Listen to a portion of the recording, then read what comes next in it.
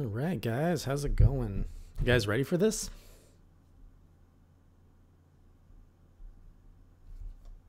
You know what? I didn't even get a drink. So we got about 15 minutes before this starts. We're going to talk a little bit about what's currently out there. Oop, let's get rid of that.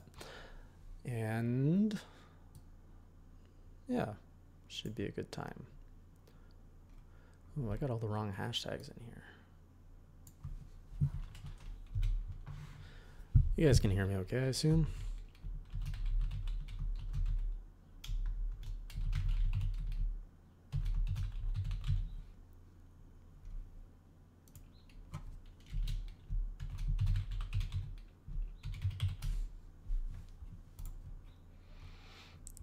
All right, so we got Soundhammer, The Truth is here. Saw a few other of you guys. Just was in here earlier.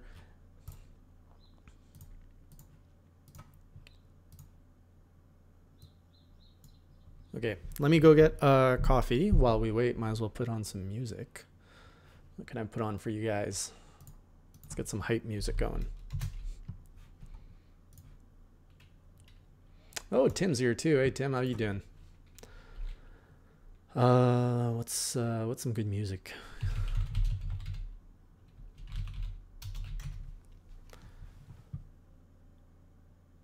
I don't know about this. What's your this? Okay, yeah, that's an ad. We don't want an ad. Here we go. Cat's in here. Eric's in here. Oh man, we got a good crowd so far.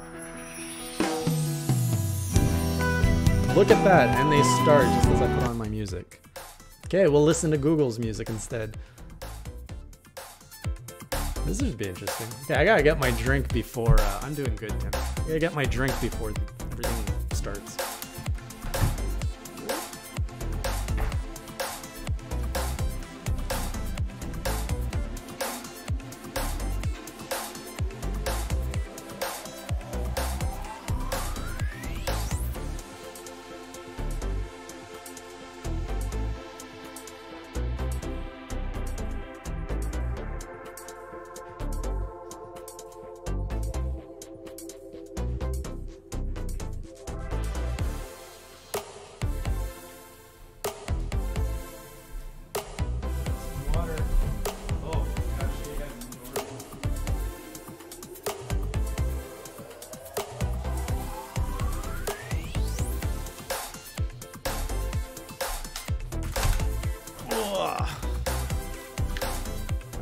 I've got these new Oreos, which are, where's my cats? Where are my controls? I can't see anything. Let's do this properly. Here we go. So I bought these. I love the Oreo Thins. Like, it's the perfect amount of like crunch to flavor, I feel. So I picked up these, the coconut, yesterday. Not a big fan of coconut. And I bought them, I'm like, I don't know if I like coconut enough to have it in my Oreo. So I was like, oh, how bad could it be? And, like, they smell good. But it's a bit too coconutty for me. So today, we're going to be trying this with coffee, because usually the bitterness of coffee really works well with the sweetness. Let's make this bigger. Bigger. There we go. So I'm hoping that this with coffee will make it better. Yeah, thank you, Kat. Glad you agree.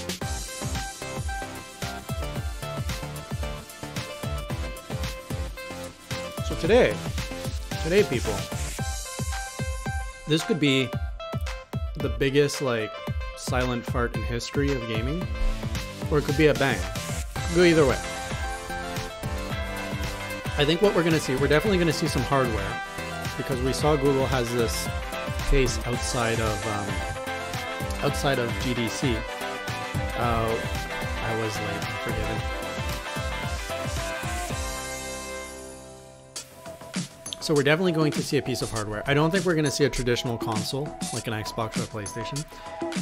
I don't think Google would be that dumb to try to enter and compete on the same level as PlayStation. They're coming in completely different. So I think it's going to be like a dongle or even a controller with a dongle that you can put to your smart TV or your computer or anything. The idea here is that the accessibility, I think that's going to be key. It's going to be something cheap that you can get for $50 to $100, and it's going to focus on streaming. I think this is going to be the first serious competitor in the streaming space. You've already seen, you know, Xboxes. Is Xbox going that way? They kind of are with Game Pass. Sony's going that way. The PlayStation with Remote Play. My background music is so loud. Okay, let's put that down. That's no problem. Put that down. Put my mic up. How do I put my mic up? There we go. My mic's a little bit louder now. I noticed actually on Class vs. Crash, Sean was way out of proportion with my mic. But this is better. So yeah, Unforgiven, I think it's going to be like a Chromecast. We already know that Google has been adding controller functionality to Chrome. So what if this platform, whatever it was, they give you like this controller, or even you could use any gaming controller you have. It connects to this dongle that you put into your TV so that you can play off maybe a special build of Chrome, and boom, you can like play. Well, I mean, we already know they could play Assassin's Creed Odyssey last fall. So you have this gaming library that you connect to like the Google Cloud. You pick whatever game you want, you just play it as you go. Like, the potential here is so drastic. And beyond just what Google is going to show today, this is going to create ripples across the industry. Like, whatever they show, if it's anywhere near as promising as it sounds, Nintendo, PlayStation, Xbox, all will be reacting to this. So whatever this is, it's going to create big changes in the industry in the next 5 years.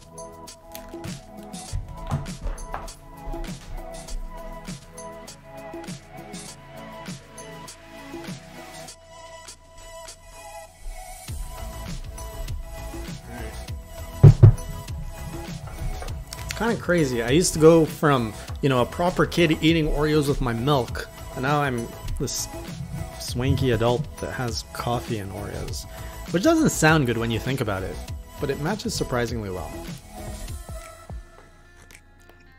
All right, let's try this coconut mixed coffee. I don't think this will be a good idea.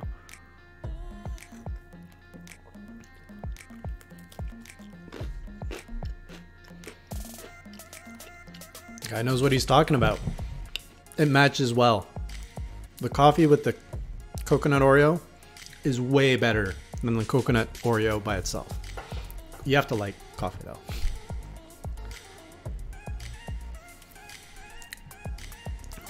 Actually, the truth, Nintendo's in a very interesting spot because they can benefit.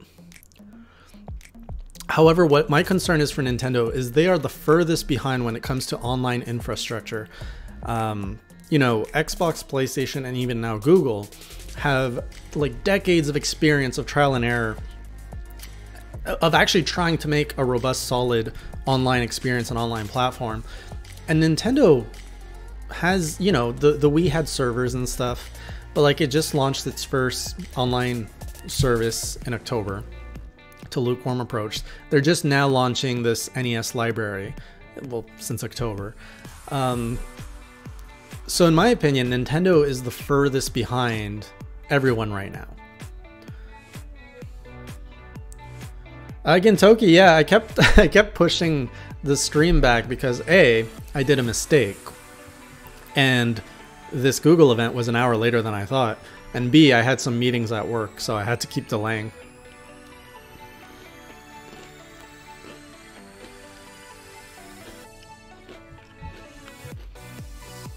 However, here's how Nintendo can benefit. If Google plays nice with Nintendo, which they seem to be playing nice, Nintendo capitalizes on the fact that they have a mobile console, which right now they're the only ones in the market with a mobile console. And if you can easily stream a game through this Google service and Nintendo has a partnership with it, and now you're talking about, like, this was done in Japan where you could play Assassin's Creed Odyssey on your Switch through streaming. If that is ironed out and that gets rolled out this year, all of Nintendo's third-party woes that they have, like the fact that you can play anything you want on a mobile console, it's just gonna like propel Nintendo to another stratosphere.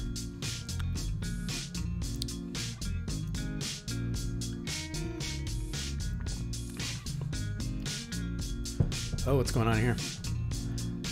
The fact that it's mature 17 plus means we're going to be seeing probably some Assassin's Creed game, because I heard the partners here. We got Ubisoft and there's someone else, but I forget who. I think Bethesda? I think Bethesda and Ubisoft are in on this.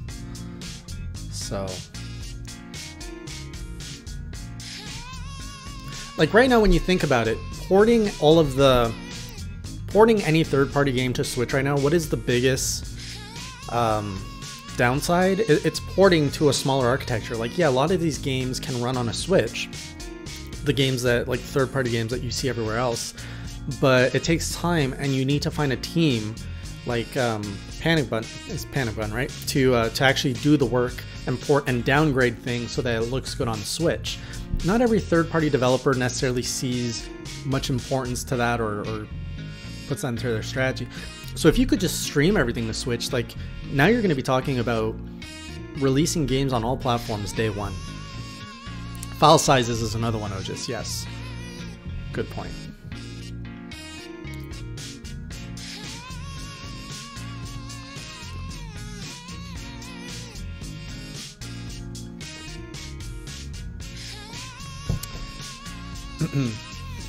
So how long is this thing anyway? Is this like a 20-minute keynote or like an hour keynote? I have no idea. Some really funky... I just hope... I really hope that we don't get cringe. I think we will get a cringe though. I think we're going to get a cringe press conference style. Like Google's used to the tech world where press conferences are still cool. But I feel the gaming world is stepping away from that, where it's like, people don't like that. Although it's GDC, their audience is a tech audience. There is like the whole like gaming sphere that's paying attention, but I think it sounds like this announcement is geared more towards the tech. Google too.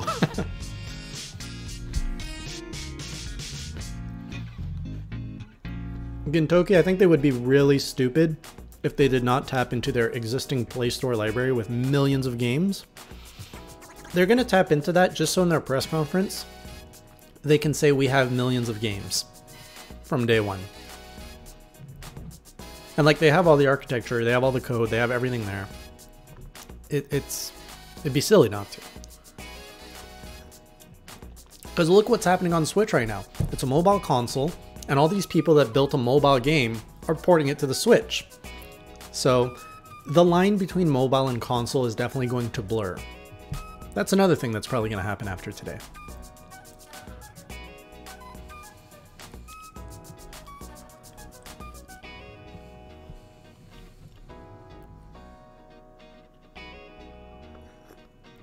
Well, yeah, Truth. Sony and Nintendo do keep each other afloat because it's a competitive market and they're competing against each other. If they weren't competing, they would become stagnant.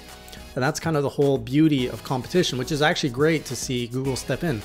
Like I'm saying, whatever they do, it's going to create a ripple effect. It's going to create competition. It's going to make companies feel uncomfortable. You know, what you actually saw was the three companies over the last 10 years were starting to create their own little pockets where they don't necessarily have to compete with each other. You know, Nintendo's like just doubling down on the mobile or on the portable market. PlayStation was going more VR. Xbox is like, screw hardware, we're done here. Just play our games wherever you want, and they were creating this ecosystem. So they were slowly like entering their own niches, right? And now whatever Google's gonna drop, it's gonna be like, boom, no, go back and fight. So I'm really excited to see what this is gonna be all about.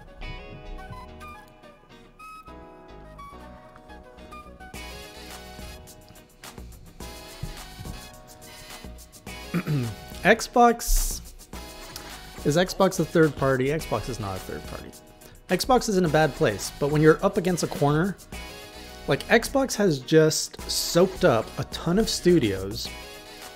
And from what I'm hearing, I don't know if this is true, this is a rumor at this point. Apparently, Microsoft went to all these studios, which, let's be honest, they all have a reputation, like a good reputation, gave them a blank check and said, what is the game that you want to build? Here's a blank check, make it the best you can in this time frame. And all of this sets Xbox up for the next generation. And remember, when a console maker flops a generation, what happens the next generation? Look at the Wii U, they flopped. Switch, boom. PS2, great. PS3 flopped on that price, turned it around. PS4, boom, market leaders. So you always see this tit for tat where if a console maker struggles, they kind of just, you know, I think Xbox already threw in the towel for this generation. They're like, we're done. But they're preparing for the next hit, the next release, and I think they're going to come out really strong. So don't count Xbox out just yet. Super Nerd, the show should be starting any second right now.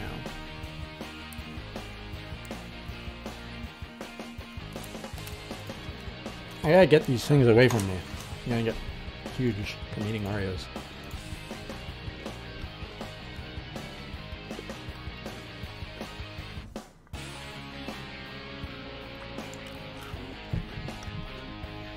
I disagree with you, the truth. I think Nintendo came out really hard with the Switch. Breath of the Wild, Mario Odyssey, Xenoblade 2, Splatoon 2. You saw all their studios firing on all of their IPs. You had a Kirby game. It wasn't that good, but you had a full-fledged Kirby game, full-fledged Yoshi game. All of their IPs are seeing massive releases in the first 2 years of the console's release. Like, that's pretty serious business. I think Nintendo is giving it everything they got.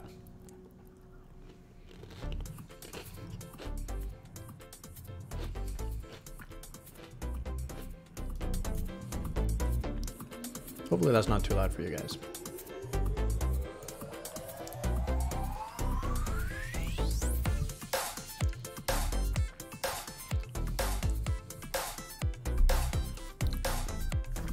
Well, what happened with Retro, I think Retro flopped, and we're not hearing about the game, or we're going to hear about it at E3. But pretty much Retro has been moved back to Metroid, so whatever they did in the last 7 years, I think they flopped. I think something went bad there. Hey Dylan, good to see you in here. Oh yeah, we're gonna have a good time. We're gonna be watching history unfold together. You guys chose this channel to watch history unfold, so thank you for that. We'll remember that.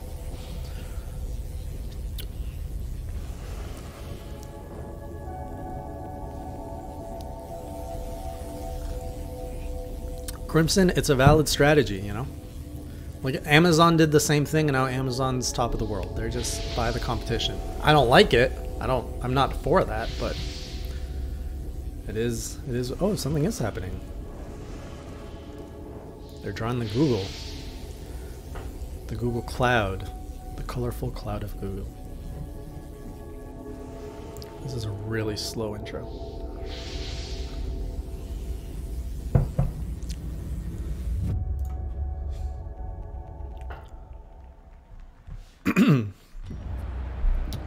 Okay, this is the trailer we saw, earlier this week, showing all these different game scenes.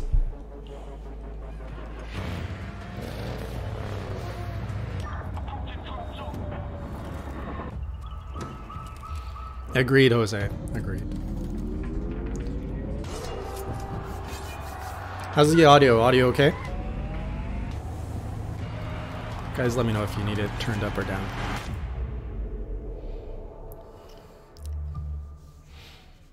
See what you got, Please Google. welcome to the stage the CEO of Google, Sundar Pichai. This is nice. Why is it so cozy?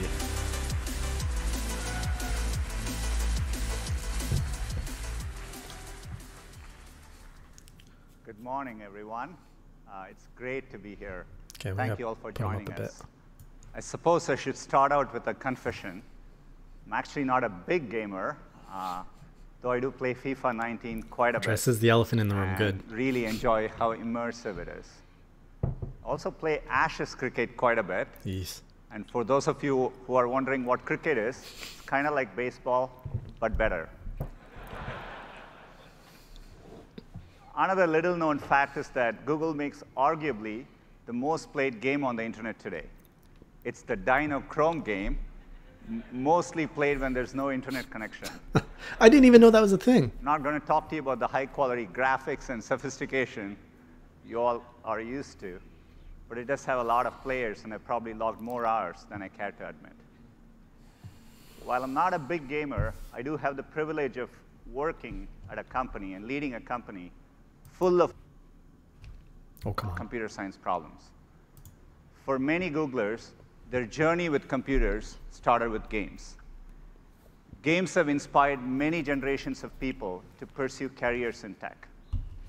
And through that process, they build resourcefulness, creativity, and collaboration, all qualities that are key to solving hard problems. And within Google and Alphabet, games play a big part in developing our own technology. The best example I can think of is how we are making progress on AI. DeepMind's AlphaZero uses self-play to learn from scratch and master games like chess, shogi, and Go. It's an important step towards creating a flexible, general-purpose system Google CPU that can fighters learn to solve many foundational problems. More recently, AlphaStar became the first AI to defeat a top professional player at StarCraft 2, using a deep neural network trained directly from raw game data. Increasingly, games are helping AIs learn to tackle real-world challenges. Even beyond DeepMind, another great example we have is Waymo, where we use simulations in gaming-like environments to test things that aren't actually possible or safe at scale in the real world. In fact, Waymo has driven more than 5 billion hours in simulations of edge case scenarios that vehicles wouldn't normally encounter. And we use it, we learn from it, and actually improve the systems that we'll be deploying in the real world. Perhaps the biggest impact of gaming is how it pushes us to make big leaps in computing and networking power, higher fidelity graphics, and the infrastructure that supports it all. It's like Assassin's Creed. All of you are pushing computing and technology forward, and I find that really exciting. At Google, we've always believed that technology should adapt to people, not the other way around. We've been building towards this vision for some time. For example, when we launched Chrome a decade ago, we envisioned that it could be a modern platform for web applications and bring the power of web to everyone, including use cases that seemed impossible at that time, like high-quality games. Finally, we are making progress towards that goal. In fact, over the past 2 years, we've been hard at work on game streaming technology. It's been hard on and work. Last fall, we launched our first public test with Project Stream. As some of you guessed, Truth, did you forget how these conferences wasn't the whole go? view of our ambition. This much fluff for that much content. It's probably the worst kept secret in the industry. Internally, we were actually testing our ability to stream high-fidelity graphics over a low-latency network. We learned that we could bring a AAA game to any device with a Chrome browser and an internet connection. Here we go. Using the best of Google to create a powerful game platform. And when we say best of Google, it always starts with our cloud and networking infrastructure. Our custom server hardware and data centers can bring more computing power to more people on planet Earth than anyone else.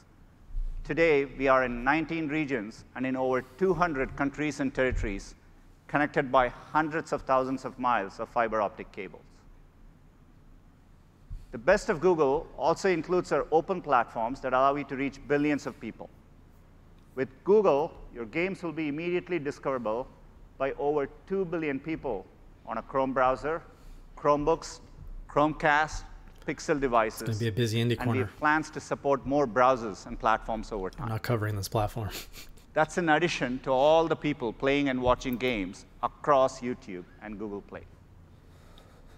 And when we build these ecosystems, we always take the approach that we only succeed when our partners do. Well, collectively, our partners across web, Google Play, and YouTube have earned more than $110 billion over the past 4 years alone. And we are committed to this approach here as well. So now we are focused on our next big effort, which is to build a game platform for everyone. And when we say for everyone, We really mean it. It's one of our most cherished values as a company. Be it Android or Chrome or AI, we are dead serious about making technology accessible for everyone. But if you think about games, there are a lot of barriers for users to play high-end games. Beautiful graphics really need high-end consoles or PCs. And games don't have instant access. Think about the way the web works. You can easily share a link, and it works seamlessly.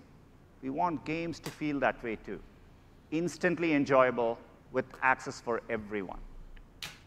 I think we can change the game by bringing together the power and creativity of the entire community. People who love to play games, people who love to watch games, and people who love to build games. That means all of you. We are really excited to work with you. We want to build a platform. We want you to show us what's possible. And together, I think we can create a new games experience, powered by Best of Google and built for everyone. Let's take a look. Here we go. From the beginning of time, games have brought us together. Players and spectators. By the handful, the hundreds and the thousands. We built stadiums. Places to gather around every kind of spectacle. Wake up, Dylan. Glory, tragedy, Jeez. pageantry, community, rivalry, and wonder. Until every city, town, and village had a place where anyone could play. Thousands of years in, our games have changed. But our need to come together remains. This new era of gaming needs a new place to gather. One place where anything you dream can be built. Playgrounds for every imagination.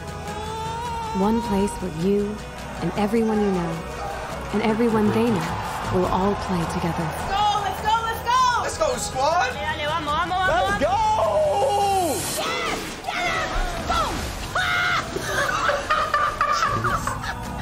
One place that never stops evolving.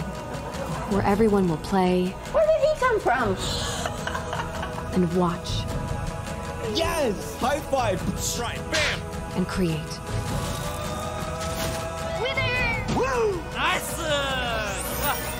From any screen, at any time. One place for all the ways we play. This is Stadia. Stadia. Gather round. What's it called?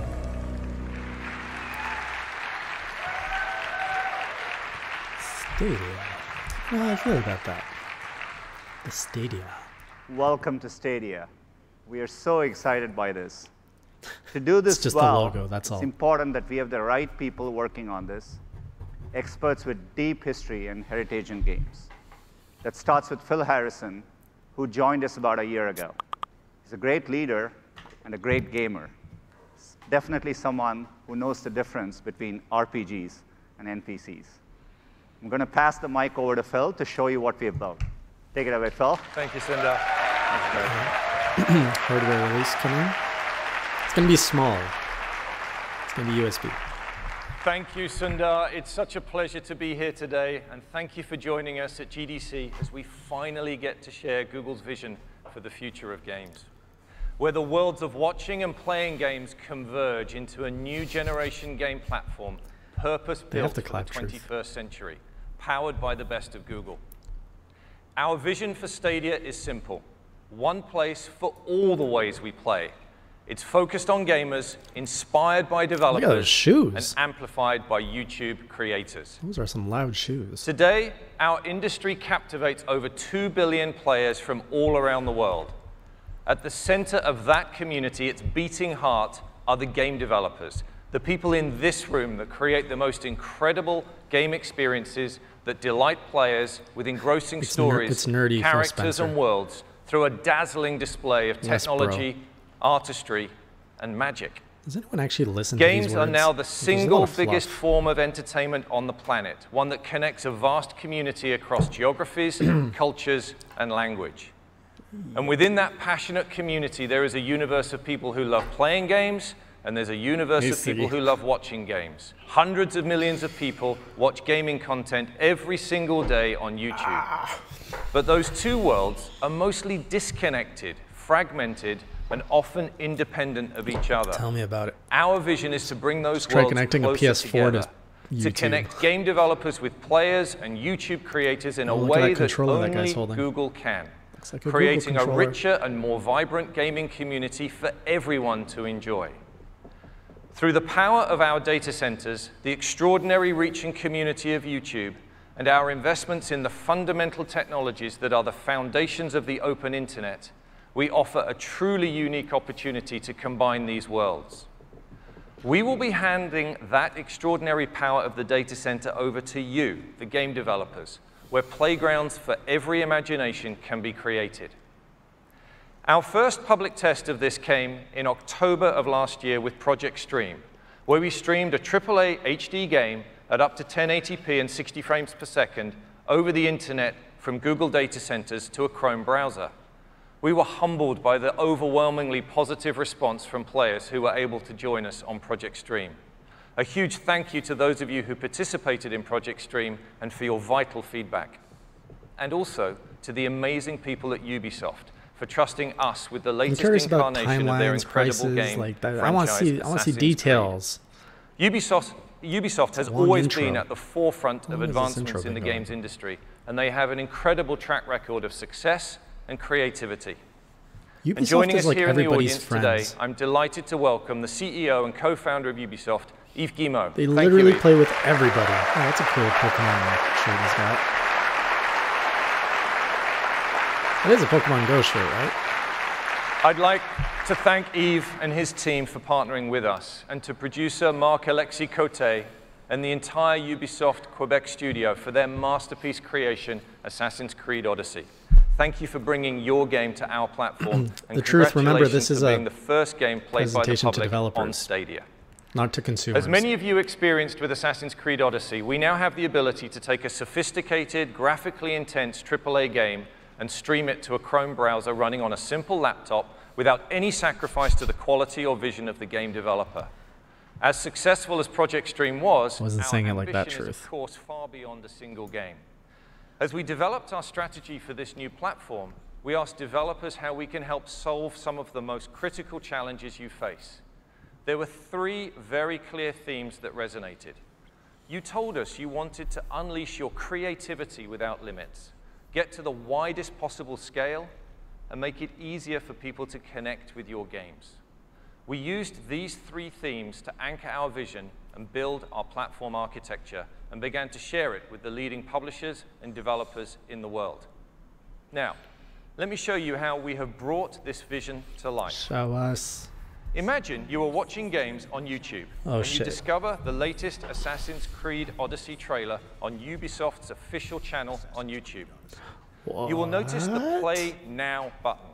By simply clicking on that button, the player is brought directly into the game in a browser in as quick as 5 seconds. Okay, that's pretty amazing. With no download. That's freaking awesome. Like, you could play demos from the point of seeing a trailer. Download, no patch, no update, and no install. Stadia offers instant access to play. Our platform vision for Stadia is to reduce the friction between getting excited about a game and playing a game. So what's on the friction Stadia, between you that? just need to click on a YouTube video or link, and you can be playing your game instantly. Compare that to today, where gamers are all too familiar with things like this. Oh With my God. Stadia, this waiting game will be a thing of the past. Okay, that's music to my ears right there. The power of instant access is magical and has already transformed the music and movie industries, and with Stadia, it is now available at the highest level of gaming. But wouldn't it be even more magical if that same game and that same instant experience could be available across any screen type in your life? A key benefit of our platform is that a single creative vision and a single code base can now be enjoyed instantly across any screen. At launch, we'll support being able to play games across desktops, laptops, TV, tablets, and phones. This new generation of gaming is not a box. With Stadia, the data center is your platform. There is no console that limits the developer's creative ideas and no console that limits where gamers can play. And we're about to show this to you now. This is not a concept, it's not a test, this is real. I'd like to bring my friend Khaled to the stage to show you this working.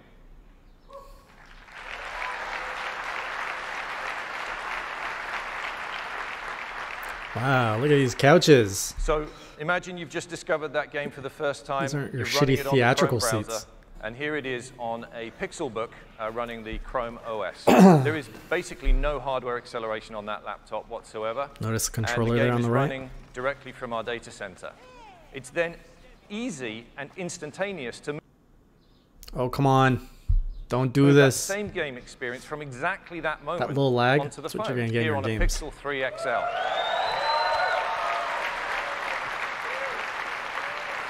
Once again, no loss in quality, and we can go straight onto the desktop PC. We actually went to buy the least powerful PC we could find here, and we could enjoy the same vision that the developer had, the same high-quality 1080p stream at 60 frames per second, and the full game vision, It's a nice armor set. I don't regardless have of the that hardware set. that you're using. And then it's once again seamless to go from running on our PC to running on a tablet. In this case, once again, running the Chrome OS on a Pixel slate. Imagine picking up your game from different screens. So you're like playing at home on your TV, and you can like play the game on your phone on the bus. Then you get to work. You can play on your work computer at lunch. And then finally, we then move seamlessly to the TV. And so this TV is accessed using this, which is a Chromecast Ultra HDMI streamer. There is no console required to reach Dylan asking all the big this questions. experience.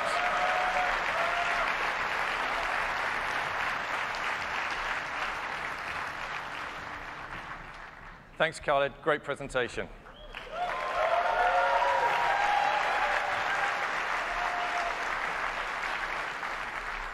Welcoming any and all players is fundamental to Stadia, where you can try with your friends on devices you already own. And as such, we're also enabling players to use your existing USB controller or mouse and keyboard when playing Stadia on a laptop or PC.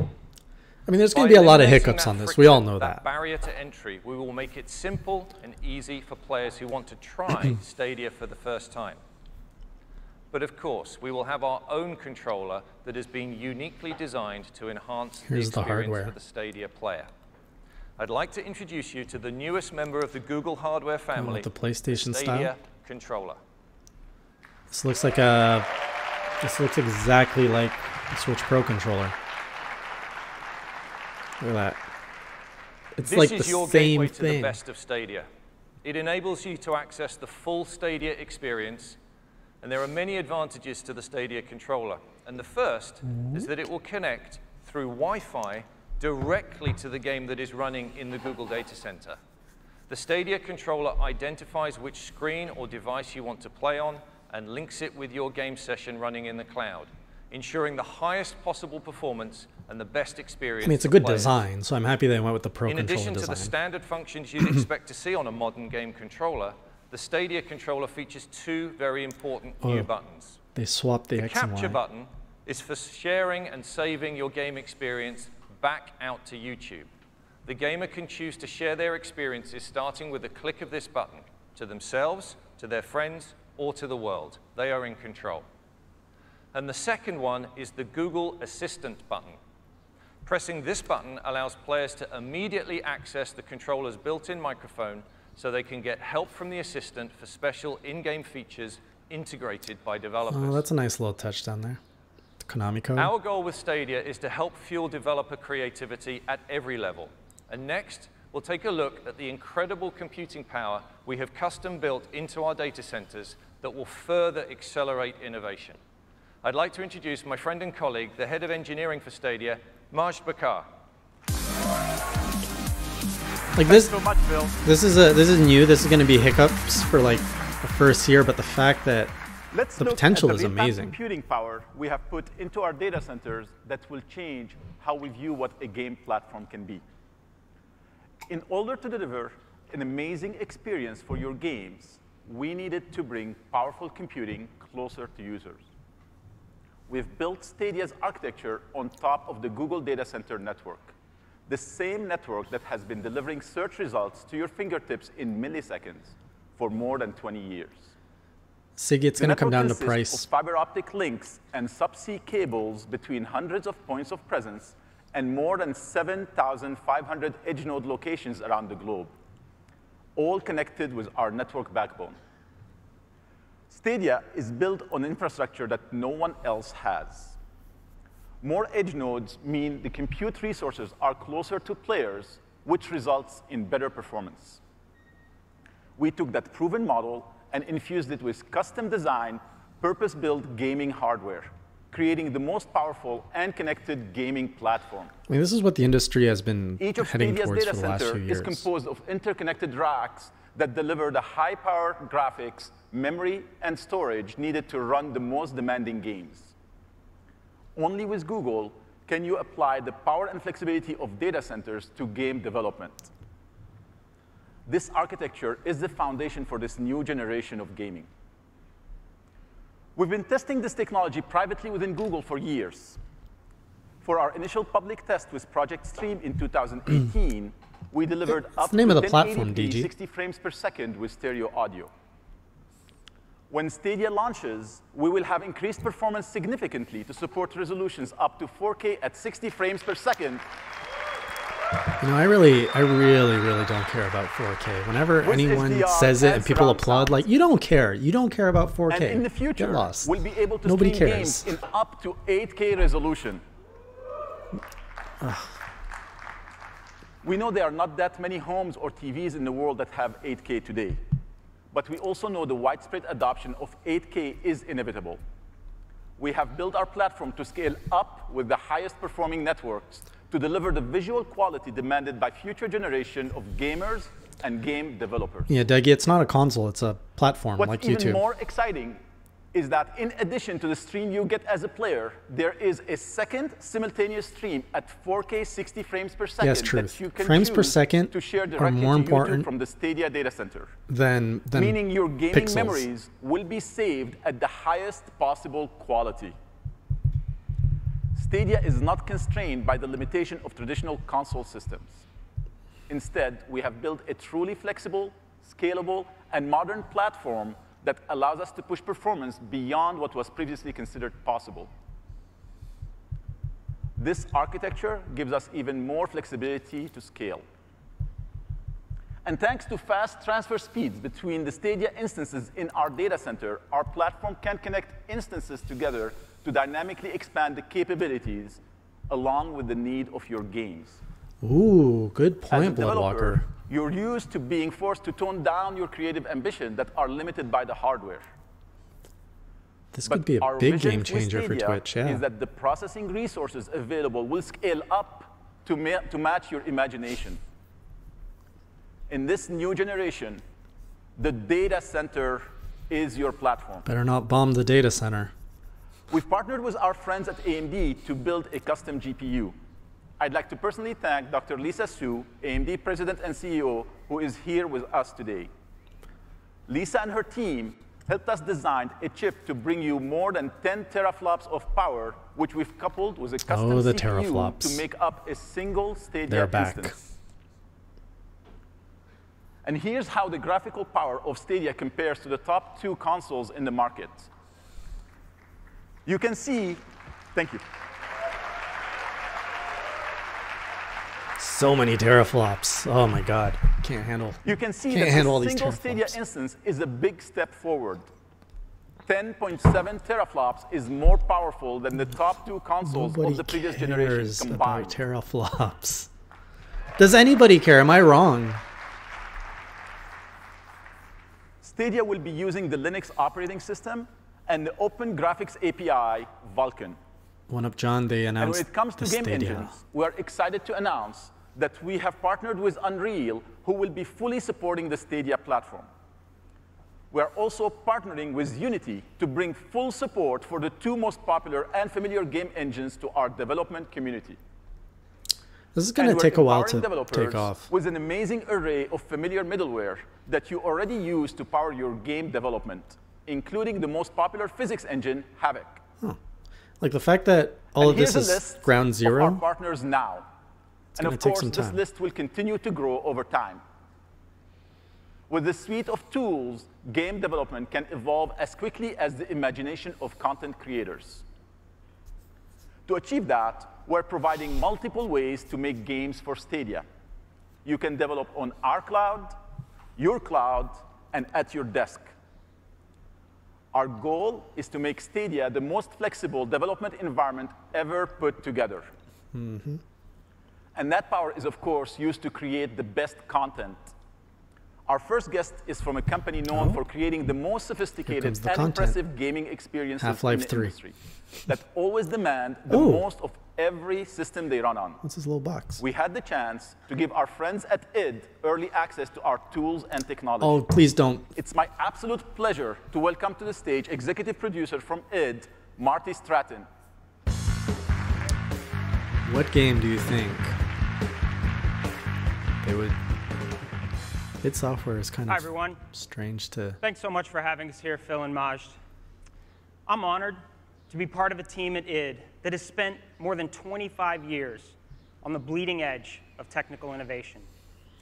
When we first met with Google about game streaming, frankly, we were skeptical about how it would work, and in particular, how it could work with a game like Doom. However, we recognized not just your ability and resources to make game streaming a reality, but more importantly, the passion to support a game as fast, fluid, and uncompromising as Doom. After all, if you're going to prove to the world that you can stream games from the cloud, what better proof than Doom? I mean, it runs on Switch. And if you're going to prove to a developer that you're serious about building a robust platform, what better team than id, where we push every platform to its limit. That Doom muscle. In fact, back in 2016, Doom was the first I want to see a Doom versus Halo released on Vulkan. Anyone else? And because Stadia is built on that same Vulkan API, it didn't take us more than a few weeks to get our upcoming sequel, Doom Eternal, looking and playing great on Stadia. Built on the fun and sense of power players expect from the series, Doom Eternal is a pure and unfiltered action FPS experience. You play as an unstoppable hero sent to destroy hell's fiercest demons across an expanding universe of unbelievable locations. Okay, that's crazy that it took them weeks to port this. We bringing this. Doom Eternal to Stadia, and are thrilled to announce that the game will be capable of running at true 4K resolution with HDR color at an unrelenting 60 frames per second. Okay. But can the servers handle everyone connecting to it? We can't wait to show you more of Doom Eternal very soon, in fact. We have the full game running on Stadia, live from Google data centers, and you can see it today at our developer session. Why can't I see it through Chrome? Starts at 12:30 over in West Hall. You won't want to miss it. That'd be the real WoW. Thank you. Go on your Chrome right now and play Doom. Stadia team for giving us this opportunity to share a bit about Doom Eternal. Thanks so much. That wasn't confirmed, Gintoki. It's a rumor because they brought compatibility for Switch controllers to Thanks Chrome. so much, Marty. It's a privilege to work with id and your incredible engineers and creators. For anyone who knows the franchise, you know Doom Eternal will look and play amazingly well on our platform. It was important for us to partner with a developer like id so that we could prove, not just to ourselves, but to the entire industry, that our platform is capable of supporting the most demanding titles. And Doom will be running on a single Stadia GPU. The fundamental benefit of our cloud-native infrastructure is that developers will be able to take advantage of hardware and power in ways never before possible. Like, think about it. And that includes taking advantage of the power of multiple GPUs at once. Like 1 to 5 million We've asked Doom our friends players at once? UL Benchmarks, makers of 3D Mark, to put Stadia to the test. In this video, you can see some comparison points showing the difference between our single GPU and multiple GPUs. What you see here on the left of the line is running on a single 10.7 teraflop GPU. And on the right of the line, you can see the same content running on Stadia using multiple GPUs. In this demo, we're highlighting real-time fluid deformation. Accurate water simulation is one of the most compute-intensive effects for games. And it's a powerful example of what Stadia is capable of. And I'm so excited to see where game developers go with this kind of performance. When we designed Stadia, our goal was to solve many of the pain points it's a lot to expect. About from developers, particularly I don't believe it. those related to multiplayer. In traditional platforms, the client in a closed environment, yes, I do believe it. Internet, not in the world. And therefore, the multiplayer experience is limited by the client with the slowest or poorest quality connection. But with Stadia, that game client and server both remain on Google's networking backbone, resulting in predictable low latency, reliable connectivity, and data security, since no traffic gets exposed to the public internet. Developers who use Google's data centers can create a predictable multiplayer experience that scales the to theory an and order the of concept magnitude is greater amazing than anything enjoyed by gamers but I don't think we're ready for the execution. What that means is a synchronized state across a very high volume of players, where innovations like distributed physics can be built into your games, where battle royale games could go from hundreds of players today to thousands of players tomorrow. And yes, no cheating and no hacking.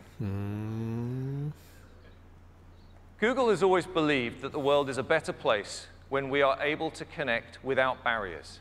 And as a new generation game platform, Stadia will, of course, embrace full cross-platform play. True, Felix. This is, again, ground zero, so this might just be will have the ability but it sounds to enable like, cross-platform multiplayer Doom, for all Assassin's players, Creed. And even bring game saves and progression across as well. I'd now like to introduce a member of Stadia's R&D team who are pushing the envelope, bringing the best of Google to game developers. Please welcome to the stage our lead designer for research and development at Stadia, Erin Hoffman-Jung.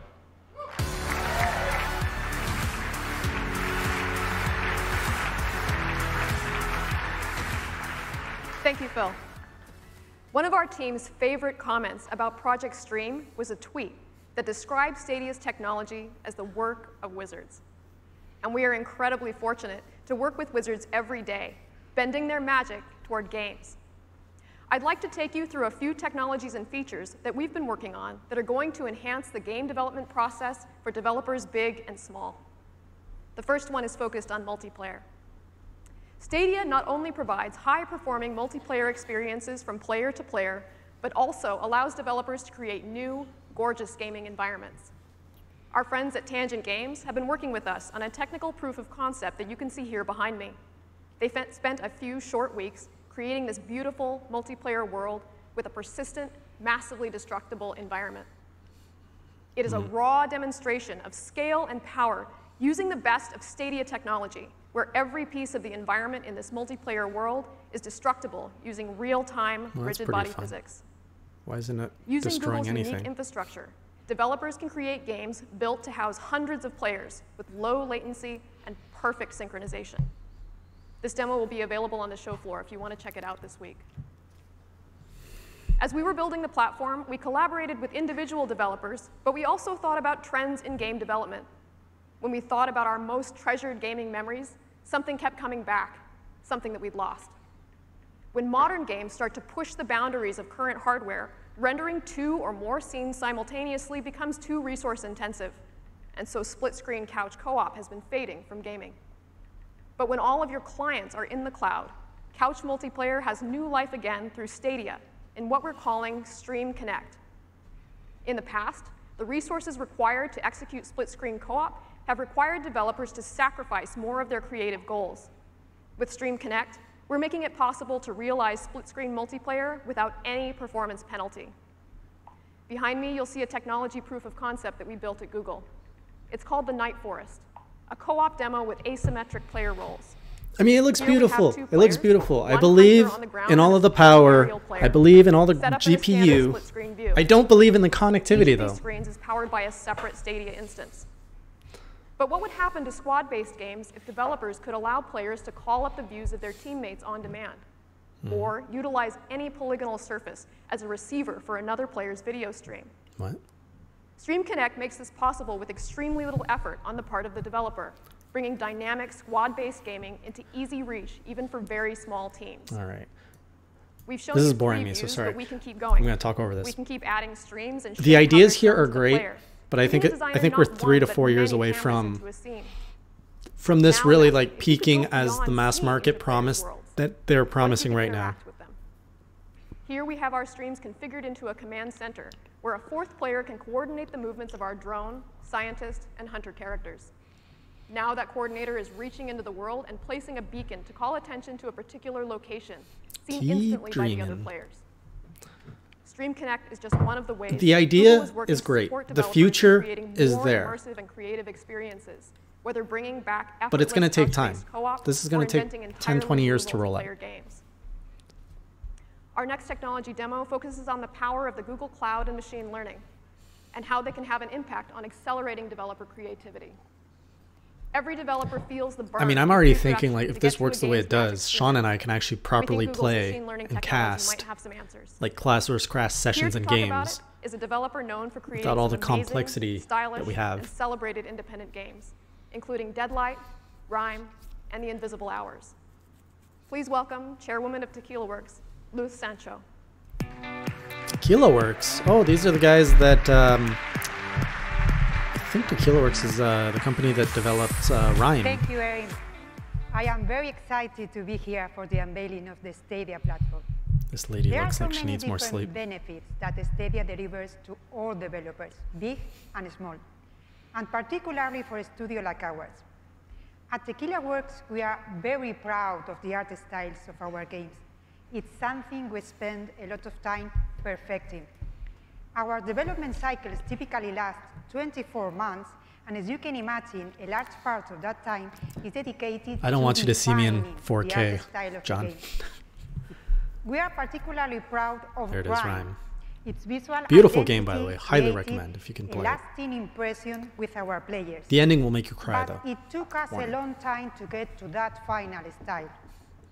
That's why we were so excited to hear from Google about one of the tools they are making available. The game that An had terrible amazing FPS on the tool Switch, that too. will dramatically influence Yeah, it did run like planning crap on the this Switch, process. which With is an Style interesting Transfer choice. ML, Google is applying the science of machine learning to art visualization. Style Transfer is a machine learning technology that runs on the video frame created by the game. All of this happens in real time on a Stadia instance. We built this demo to show you what it can do. We start with a gray box world and take any image we want, in this case, Kandinsky's yellow, red, blue, and the model does the rest. What? Throw it Starry Night, and you have another style. What? That's cool. Give it scratch art, and you get this. Oh, I love this. We're doing our part to empower the artist inside of every developer. That's really cool. The R&D team iterated through hundreds of art styles testing this technology. And one of our favorites came from an old friend. No, no, don't do that. That's gross. Still cool. Oh my god. You could put people's faces as the texture and style of the game. Like, there could be a game based around someone's face. Some of our partners so far is I don't know how why many that's the playable first art thing I think styles of, we though. can create just by feeding it more and more images. It inspires and empowers our artists to get the visions in their heads into interactive environments in a whole new way. And this is just the beginning. We are using Style Transfer ML in our studio today, and we are blown away by the impact it's having on our latest creation. Agreed, Siggy. You will see it. This could really change everything. Could you imagine that? Thank Just you playing so in my much. faces all over, like, the landscape and everything. Someone's going to do that. It's going to happen for sure. Thank you, Luke. Maybe not my face, but someone's face. With Style Transfer, our goal is to help developers find the magic of their games quicker. You can check out Style Transfer during the show this week. We can't wait to hear your feedback. So this sounds like it's actually a like a Creators development inspire us to bring the platform best as of well, Google to not games. just streaming And platform. Creators are at the heart of Stadia. It But you isn't can just make what they games create, in Stadia. But how those moments are experienced by players, moments that resonate for generations to come.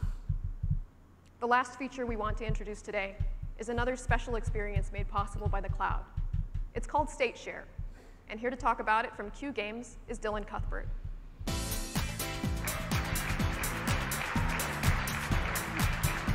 Oh, good point, Cross. Yep, we're gonna get dicks. Everyone, it's great to be here with all of you today. As a veteran game developer, I love how creators on YouTube have brought our games to life. But I've always wished this guy doesn't those give a shit experiences about would be anything. more social and even more fun. And I'm extremely excited by what I've learned from Google about bringing new ways to share a game's replayable moments. With a new technology called State Share, developers can let a player instantly share a playable moment from a game. This could include the world state, the player's position, items they're carrying, anything the developer wants to pack into a shareable moment. That's interesting. The game's state can be encoded into a link that tells Stadia where to pick up the game. This would be perfect for This could be demos. sent to one player, or it could be shared with thousands at the same time on YouTube, through email, apps, messaging. Imagine you show a trailer with a segment, and then you can click this and go totally play it. changes how I think about the segment. experiences for players.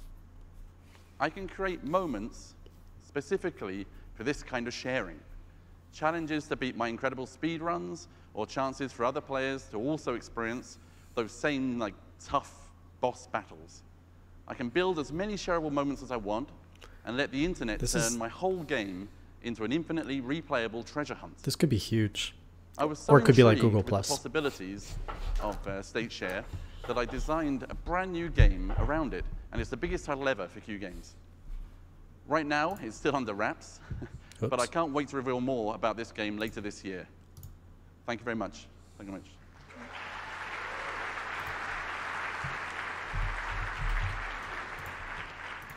Thanks, Dylan. State Share is one more way that Stadia is working to empower developers with entirely new tools that embrace a player's desire to discover, share, and build a community. We're extremely excited by the reception it's gotten from our early partners so far. And with that, Again, I'd like Clash to introduce the World, head of gaming at YouTube it's not to a tell you what consumer Stadia means for press content conference. That's why it's boring. Please welcome Ryan Wyatt. It's a conference geared towards developers, showing them the tools and the vision and the possibility.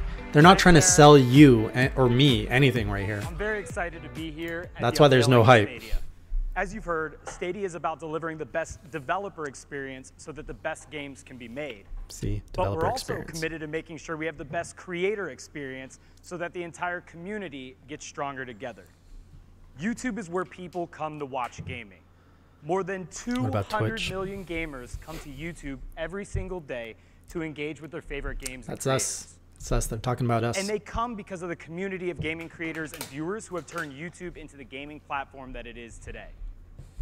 We're always looking for ways to strengthen the connection between creators and viewers, and Stadia is designed to bring them together like never before.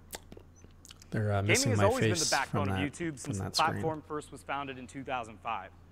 And one thing YouTube gaming creators want is to engage with their fans. That will always be the most important thing. I'm gonna Photoshop my face on that. That's why over 50 billion hours of gaming content was watched on YouTube last year alone. And to just give you an idea of how much 50 billion At Irby, hours they don't is, need you exclusives. could walk to Pluto and back Just put all the more games than on a it. dozen times. You can play it in your Chrome browser. Stadia is focused on empowering both creators and viewers to achieve new heights by breaking barriers of content capture and creating unique ways to engage with and grow a creator's audience. Established creators will have new ways to engage and monetize on YouTube with Stadia features. And with aspiring creators, we're going to break down the barrier of entry in capturing content. I don't know. By giving You're you the probably not going ability to see the Nintendo highlight, games on live here. stream, and capture Nintendo holds on to directly their from IPs like We've already seen the idea this. of any YouTube link being No a direct Zelda, no access point Mario. into the Probably game. not. And that is a huge opportunity for both because that big is and small Nintendo's creators. biggest competitive edge We're right now. empowering creators to forge deeper connections with their audience. They'd be And one silly of to those ways give will that be to up make so it easily. easier to actually game with them. Often when you're watching a stream, But it you might find yourself be- wishing you could be in there playing alongside with your favorite creators. It might be Chrome's negotiate or Google's negotiating tactic. They're going to say, "Give me Mario and Zelda. We're going to give you Chrome for Switch." That would be how I would do that deal. Simply click a button displayed right in the stream and jump in and play with YouTube creators that you're watching. Take a look at the video behind me. It's a live stream of NBA 2K. The person watching Okay, this would be can pretty simply cool. click the link and be placed into the lobby for the next game. If you think about it, crowd play can act like an all-new lobby system for games.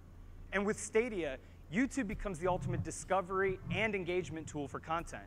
And of course, YouTube creators will have full management capabilities over this feature. To all the game developers, publishers, and the millions of YouTube content creators out there, soon we'll have more information to share on these engagement tools and how we'll be working with you to like connect this with feature. and build your communities. I'd now like to No more introduce a friend of mine lobby to the codes stage. and all that He garbage. has over 11 million subscribers on his channel, The Game Theorist. Oh, And not he and his wife, Matt Stephanie, Pat. have often been advocates for the creator community. Not Matt So we were Pat. delighted That's to like the talk to him worst about creator they Stadia could have and what it used. means for creators. Please welcome to the stage my friend Matt Pat. I really don't like Matt Pat. I don't think I've ever said this to you guys. He's the one YouTube creator, the gaming Thanks, Ryan. YouTube creator I It's can't an incredible stand. honor to be here today. Now, for us creators, our audience is our lifeblood. Whether we're breaking down the real-life science of the fictional world of Fallout, or diving into the theories behind bending the ink machine, or simply streaming gameplay I invited on our Sean. live I stream think he's channel, sleeping. GG Live, we're always looking for new ways to connect and engage with our audience. Which is why, when I first met with the Stadia team, I was floored by the impact that it can have for not just gamers, but also creators. Matt Pat cares about Stadia not himself only empowers me first. to easily create and And share it's my very work, but obvious it also in unlocks everything he new does. ways for me to build a stronger He's a bond me with my first kind of audience. guy. Crowd play, for example, gives our audiences the chance to instantly jump into a game with us, and then the creator can feature them live on the stream. He's the guy behind Another Game feature that I'm Theory. incredibly excited about is state share. Here, His possibilities early game are theories were literally actually endless. interesting. Live streaming He made good horror videos, games, for instance, but I don't like his has been one of personality. the most popular formats He's a for good live creator, streaming though. on YouTube since its inception. But now with State Share, you can actually take this to the next level by letting the people who are just watching you replicate the exact same scenario you just played through in-game. Like that impossible moment when you're out of med kits and you suddenly have a zombie. Does this guy even stream games? Imagine the endless breathing down your neck. Imagine the endless variations that creators can layer on top of all their favorite games by specifically designing challenges oriented They to probably their couldn't unique afford audience. PewDiePie. For creators, you suddenly become a game maker yourself. Creating challenges through State Share allows us to continue creating content for all your favorite games long after the game itself has been completed. And on the other I'm not hand, going to argue with you the audience truth. now I mean, you are can the truth reconnect after with all. all their favorite games in completely new, exciting, and fresh ways. This is But of course, coffee. It's also coffee in a as mug. gamer, It's a coffee I'm mug and it has looking coffee. forward to You guys want to see the tremendously inside? It's all the black. new possibilities of gameplay that Stadia opens up and that can be built only for Stadia. I mean, think about this. 1,000-player battle royale matches. You actually got me thinking. I'm like, how could you And of spike my course, weight? all There's of this alcohol is in available wine. across any screen. Literally, I could just pick up my phone and start playing exactly. No where lie left though, I off think on my someone put a laptop, tequila even shot in while my sitting wine in an once, audience of and a I keynote couldn't like drink this it. I one. was like, what the hell are you doing? You Well, don't you're put not playing booze, like like you a lot of don't exciting mix stuff wine happening with on stage, shit. But you could do it.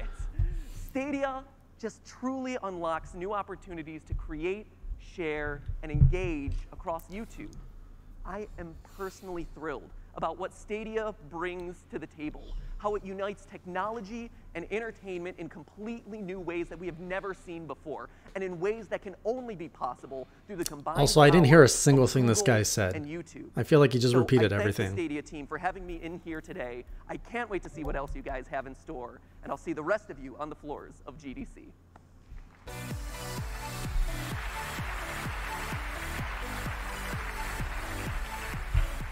Thanks, Ryan and Matt Pat. Connecting players and creators to their favorite games is core to our vision. We've shown you how YouTube and Stadia offer the ability for gamers to connect with content creators. Not the only one that and noticed, game eh, Siggy developers Sour? in extraordinary ways. There is another Stadia integration with YouTube that we're really excited about. Designers love creating challenge, but as games reach more and more people, the design problem of creating a perfect challenge. But hey, Gintoki, that's just a When a player theory. is stuck on a level or puzzle and desperately wants that next beat in the story or the breathtaking views in the next level, What's going on over what here? do? Today, they have to leave the game, fire up YouTube, find the right video, scrub to the right part of that video, and watch how it's done. With Stadia, that help will be just a button press away. Take this happened? example from our friends at Crystal Dynamics with Rise of the Tomb Raider. Is that intentional? When the player gets stuck on a level, like me, instead of grabbing a laptop or a phone, Oh, you talk they to a just need bot push the now? button on the Stadia controller to Get out get of here. help from the Google Assistant. No distractions, no need to take your eyes off the game. Google Assistant, how do I play games? Needed. That doesn't resonate with me.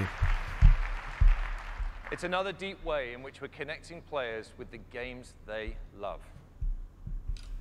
Stadia is about removing barriers for players to get to their favorite content and moments. With Stadia, any link can be an access point to the game. So for a developer, the entire internet can become your store. Whether it's from our Stadia store, text messages, Reddit, Facebook, Twitter, Discord, Google search This is going to make results, the Epic YouTube Store videos, sweat. Gmail, or from the Google Play Store, gamers are going to be able to find, discover, and enjoy your games anywhere they are, and easily share them with their friends. It's a truly revolutionary way to discover your of games. shitty mobile games, maybe. Stadia will be home to a variety of games, and we're happy to say that we will offer comprehensive parental controls for all content. We've already shipped development hardware to more than 100 studios around the world, and more than 1,000 creatives and engineers are hard at work bringing their games to our platform. In addition to partnering with Clashers World, developers big and small, what if you don't have to buy a console in the future? Like that's the appeal here. You save money on never needing a console again. Build experiences designed exclusively for Stadia as Google's own first-party game studio. First-party game studio, wow. So that's going to be your exclusive house right there. And we've recently been joined by one of the industry's most successful executive producers to lead that organization. Ladies and gentlemen, please welcome the new head of Stadia Games and Entertainment, Reggie Fils-Aimé. Jade Raymond. Wouldn't that be crazy, eh?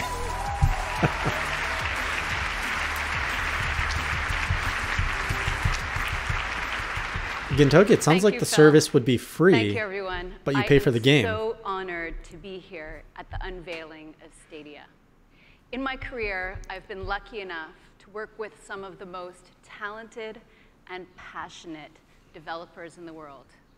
Passion is at the root of all great games. This is the first real competitor to the Switch, honestly. Join Google. What I love about games is that we continue to redefine what a game is. When I was 12, I saw the holodeck on an episode of Star Trek. And even though the games I played at the time were they don't side-scrolling, charge you for Chrome or YouTube. kind I of don't think they're games going to like charge Mega you Man, for it was Stadia. obvious to me that one day It's all about games would accessibility. take place in fully immersive worlds. Today, you have seen some incredible tech. And hopefully, like me, you now believe that we're on the brink of a huge revolution in gaming. One that will unlock a whole new level of creativity for developers. There are no limits to the human imagination. Now that the data center is your platform, the processing power is limitless as well. I'm excited to announce that as the head of Stadia Games and Entertainment, I will not only be bringing first-party game studios to reimagine the new generation of games. Our team will also be working with external developers to make all of the bleeding-edge Google technology you have seen here today available to partner studios big and small. We are committed to going down the bold path, learning what is working best, True, Switch can go offline. and True. sharing key tools It's and not a tech one-to-one competitor, so but that we can take games this to the competes next against Switch level better than the together. PlayStation and Xbox on The the way I see mobile it, there has aspect. never been a more exciting time to be a developer. And Stadia will be a driving Currently, force Stadia is only defining online. the future Yeah. of games and entertainment. Thank you.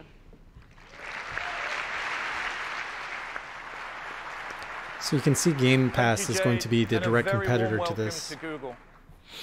I don't With see them Stadia, being able to our goal compete is to though. combine the world of people who play games and the world of people who watch games into one global community powered by the best of Google. We've shared a lot today. With Stadia, you'll be able to build your games backed by Google technology like Google Assistant, ML, and TensorFlow. I think there'll be a Sega announcement. Games to more gamers across the globe through Chrome, Chromecast, and Pixel. And you'll be able to connect with the biggest community of gamers and YouTube content creators. This is a platform that's going to get better over time. It can only get better over time. For developers who want to create content for Stadia, we welcome you to go to stadia.dev, where you can apply to get access to development. Hey, don't hate on that rock. If you want to partner with our team at Holding Google steadfast. to help bring your game to market, Trying to make an impression. Stadia Partners, a program designed to Is there a give you hashtag going for Stadia your Rock? team needs to make something great. And for players who want to be the first to learn more, you can go to stadia.com and follow us on these social channels. So, when will players Nobody be thought to able hashtag to it yet. experience Stadia? I'm thrilled to announce that Stadia is launching this year, 2019.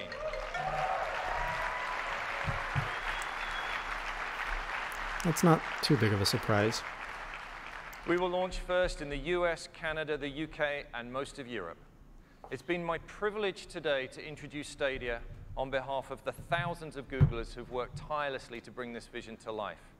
This is the first step in the journey, and we'll be connecting with you again in the summer to share more details on the games you'll get to play at launch and beyond. Thank you very much for gathering around with all of us today. With Stadia, we can all dream bigger and together build a playground for every imagination. Thank you. It's a good starting point for, we're going to recap all this, of course. The future of gaming is not a box, it's a place.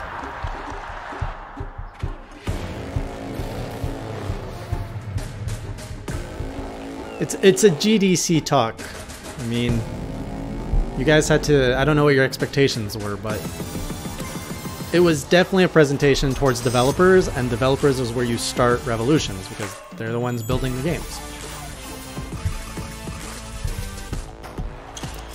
Get out of here with your 4K garbage. Okay, we're gonna tone that down a bit.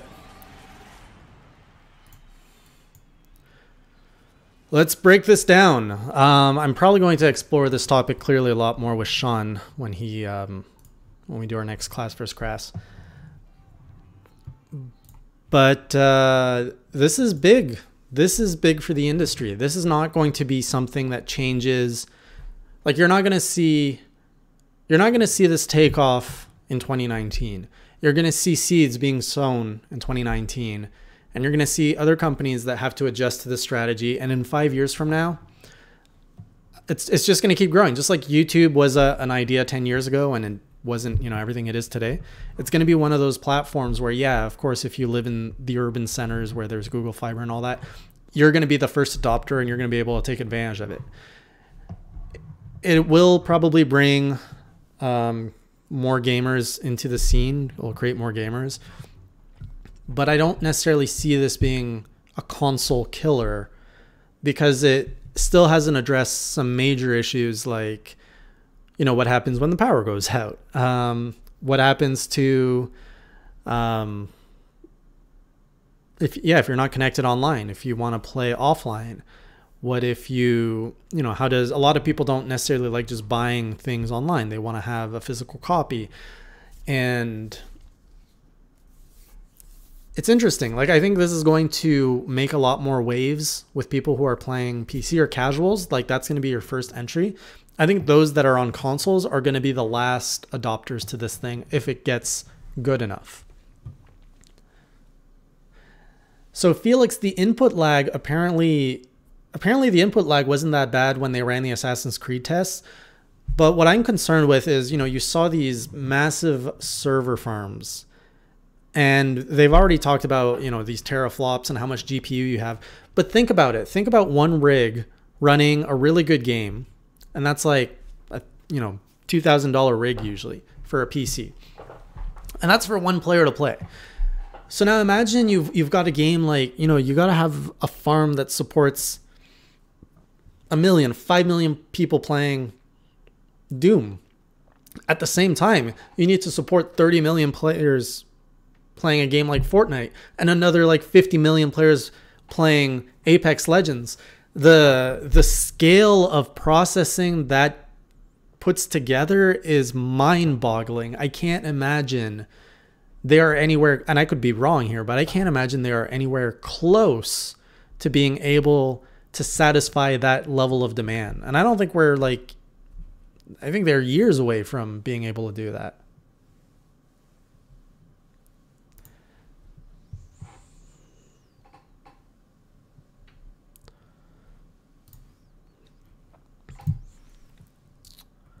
What are you guys thinking? I think it will kill many mobile games that are just pure crap. Bloodwalker, I think that's the silver lining here. I think we will, now that the proper games, let's be honest, the proper games are going to be coming to Google Play, I think it's really going to crush out pretty much anyone who had hopes of making money on these like little cheap grab games. A lot of them are just going to get discouraged and go away. It's Deviluke, I believe in 2020s it will be big, but not so much in third world countries. Agreed, unless somehow the third world countries get leapfrogged into new technology with like Google Fi and all that. It's a lot easier, I think, and cheaper to build a new 21st century infrastructure in a third world country than it is in developed countries. So who knows? Truth. If it works like, oh no, this was from Unforgiven. If it works like it's supposed to, rest in peace consoles. Yes and no. There's still a lot of things that they're not ticking off, but it's definitely going to give console a run for their money.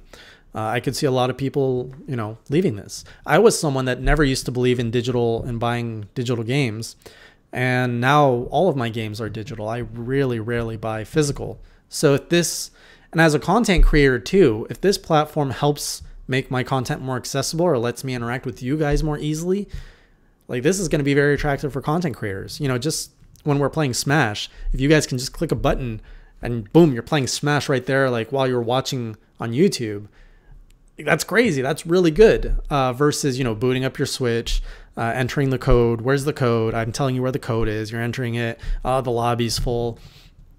And all that jazz, and then you're playing off one screen. And so I think, you know, the Nintendo games are going to be the last ones to actually take advantage of this, but it'll be interesting. It's very interesting. Did they ever show a first party Google game?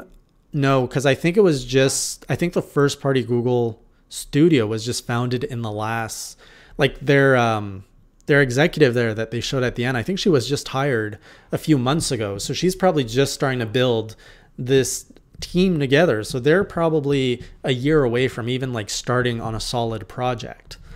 So you're probably not going to see a game coming out from them for another year or two. Tim Drake, not a fan of digital, and you're not alone. A lot of people are not a fan of digital, so this is not going to appeal to that audience. But I see so much, like from a developer's point of view, and I really understand why they're pitching this to developers. This is insane to developers.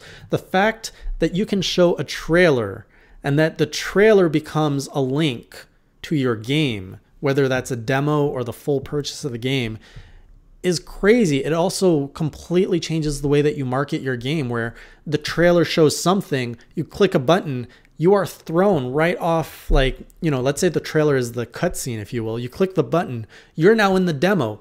Within a second or 2 seconds, you are now inside the game. You have watched the trailer, a part of the trailer. While still in the trailer, you're playing the game. And you right there, you know, you can feel the game. It's something that we've never had access to. It's like trying to play a movie trailer through the radio. You can only hear what the movie's about. You can't see it, right? Well, the same thing with a game trailer. You can see and hear it, but you can't feel how it plays. This opens up the opportunity to actually get the player to feel what the game has to offer, which is something that has not existed to now. And that's probably the element that excites me the most. Will this work in China? Probably not.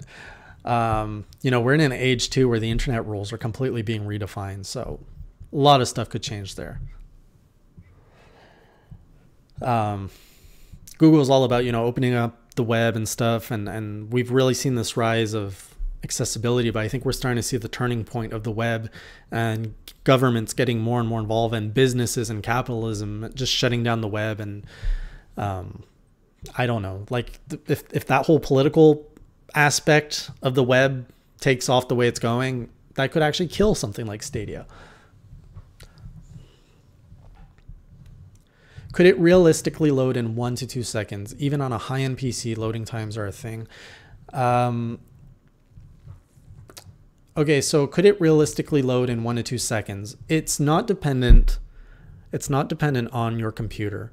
Although, have you ever noticed when you're on a heavy page in Chrome or you have like a lot of tabs open, the RAM, Google Chrome loves your computer's RAM and just uses all of it. So I don't know. I think this is going to be like a juggernaut on how much it's eating your RAM. But to answer your question, will it load in 1 to 2 seconds? That is completely dependent on how much information the server has to exchange with your browser. So we don't know how much information is actually needed to play the game, to display a video in 4K. So actually, that's a good measure. However long it takes you to load a 4K trailer, that is probably the amount of time it's going to take you to load a game like this. Because the only difference between the two is on the game side, you need to send a little bit more data for the control input and output. And in comparison to how much data is needed for visual and audio, that's very minute. So I think that yes, realistically, it can load in 1 to 2 seconds. Exactly, Dylan. The games will load just like a YouTube video. Same idea.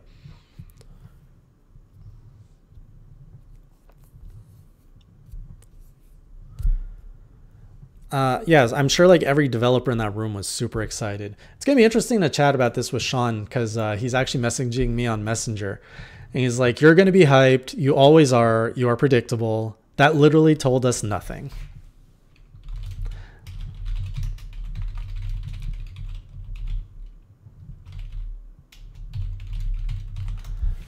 It's a big step for gaming. I mean, I understand. Sean always looks at things from the point of view of the consumer, and he's absolutely right. And a lot of you guys are disappointed in what you guys saw. And you should be, because it gave you nothing. As a consumer, it gave you absolutely nothing to be excited about.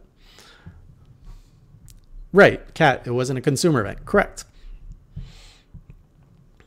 And also, Sean's a cynic. He's a lot quicker to destroy things than he is and anything that encroaches on his comfort zone is usually something that he's against. So as soon as you're talking about something that'll compete or change the console landscape, of course he's going to be like, no. And again, I think this can live side by side with consoles, because yeah, this can live side by side with consoles easily. So just imagine, okay, you got your PS4, your Switch, assuming the Switch can get Chrome, and it really should. Then you have the option of buying your physical games like you always do, but then you have the option of playing a game or having that functionality of watching a trailer and trying a demo. I think if we can get that, you're getting the best of both worlds. If you're getting Stadia's feature on your console, that would probably be the ideal scenario.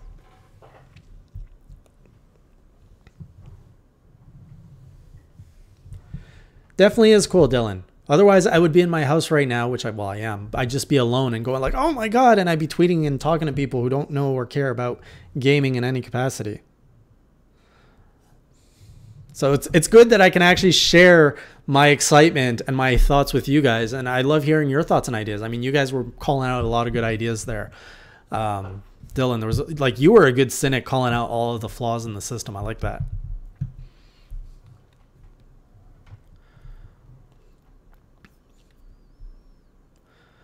Also, like, okay, like let's just keep thinking about how this could enrich in your life. Like, imagine we're all hanging out, we're at a game convention, and you guys are like, hey, Jason, did you try this new Doom Eternal game? Like, no, I haven't had the chance, I've been traveling or whatever. And one of you just pulls out your phone, slaps it on a controller that's in your other pocket, and you're like, well, here, try it, because we're connected to the Wi-Fi and it happens to be good. And like right there, we could all be like, cool, let's try this. And like the entry to gaming is going to be so much easier in that capacity. So I'm really seeing this as an exciting feature from a marketing perspective and from accessibility. Like, those are the two things I'm the most excited about. There's no pricing on Forgiven. There was no pricing. The controller is probably going to be $100. It looked exactly like a Pro controller, a Nintendo Pro controller, and a Pro controller here in Canada is $100. So it's probably going to be $100. They didn't announce the price. I'm positive Stadia is going to be free. Actually, let's look at the website. Stadia.com. What do we got here? Future of gaming is not a box. I mean, that right there is like the whole console market. You're just punching them in the face. And it's like, okay, that's bold. It's bold.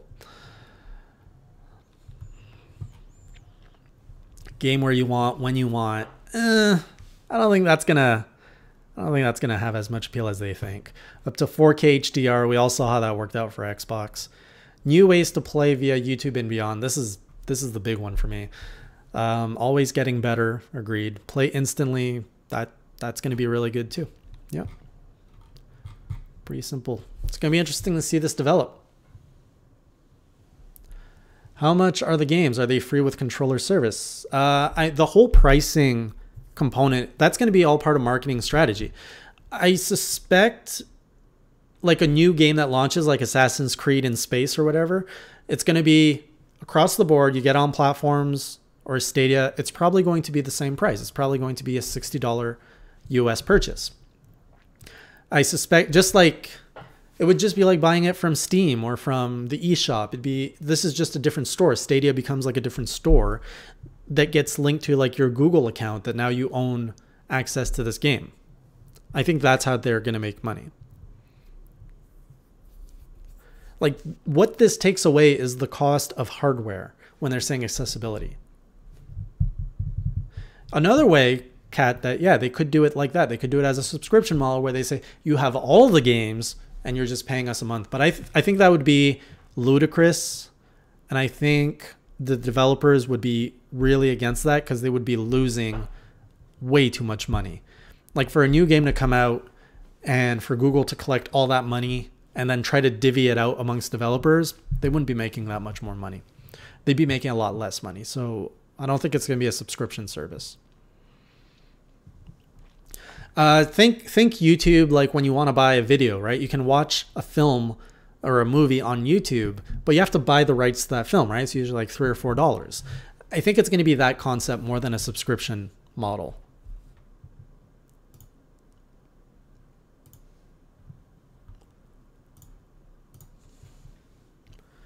I will have to bounce in about 5 minutes because I actually have another meeting to run to. This is basically my lunch hour at work.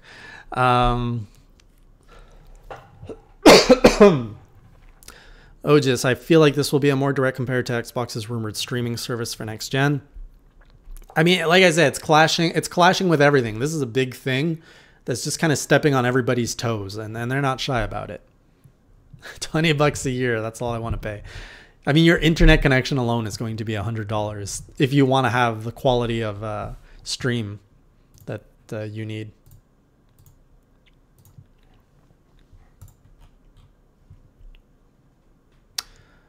Thank you, The Truth. This is where every YouTuber starts. I remember Sean would run from his job and he'd miss like a Nintendo Direct and would show up halfway through. It's hard when you gotta balance a full-time job with like a YouTube channel against YouTubers that are dedicated 100% to their channel. Hey Jack, good to see you in here. It's gonna be more. So you guys are really thinking it's gonna be a subscription model, eh? I'm telling you, I don't think it will be. I think it can be if they want to compete with Xbox and kill them. They'll just be like, boop, subscription, and then Xbox is dead, and then they just turn it back off, and they go, nope, you got to pay us per game again. Like the amount of power Google has, like I almost don't want to support this because it gives Google way too much power.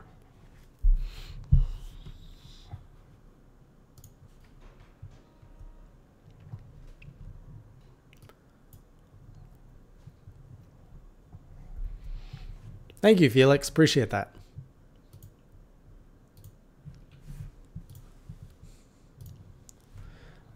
So we'll see. Yeah, I don't think, from a consumer point of view, I don't think you guys are going to see a really hard pitch about this until early 2020. I think around January, February of 2020, you're going to see the big... Actually, I don't think it's going to be a big rollout either. I don't think this is going to be like a PlayStation 4, Xbox One reveal. I think what you're going to see is very incremental, an incremental creep. You know, you're going to be watching your YouTube video one day. You're going to be like, oh, a little Stadia link just showed up here. This is going to be something that's going to trickle out and conquer versus going out with a bang or stepping in with a bang. Competition is definitely good. Xbox is going to have to rethink a lot of what they're doing. A lot.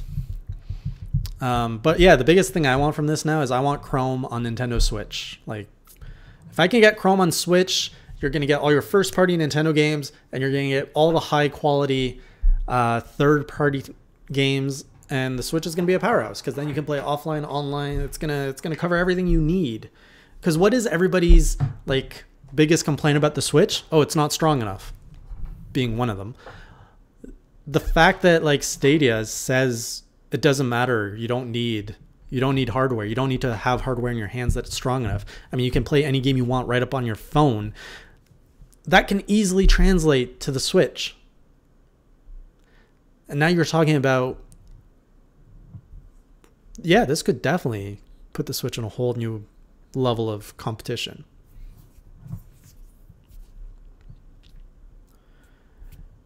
All good points. I wonder how this is going to affect Xbox Live and PlayStation Plus. Oh, you were saying PlayStation Now. I was thinking PlayStation Plus because these are subscription services to play online with consoles. And now, depending on how Stadia does it, they're basically saying, hey, you can play all these games online for free, potentially, if it's buy the game and play.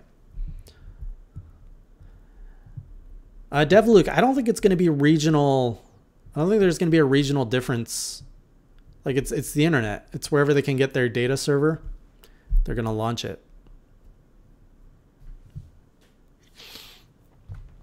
All right, guys. I would love to talk more about this with you guys. This is a really exciting topic. What we're going to do, I don't know. You're going to be hearing a lot about this topic. I'm probably going to make a feature on it, release it tomorrow. It's definitely going to be on Hey J News. Class vs. Crass, we got to guess. I'm probably going to end up talking a lot about Stadia with him and hearing Blake's thoughts. So prepare to be bombarded with Stadia stuff for the next week. But thanks for joining and watching the stream with me. I'll see you guys next time. Till then, keep it classy.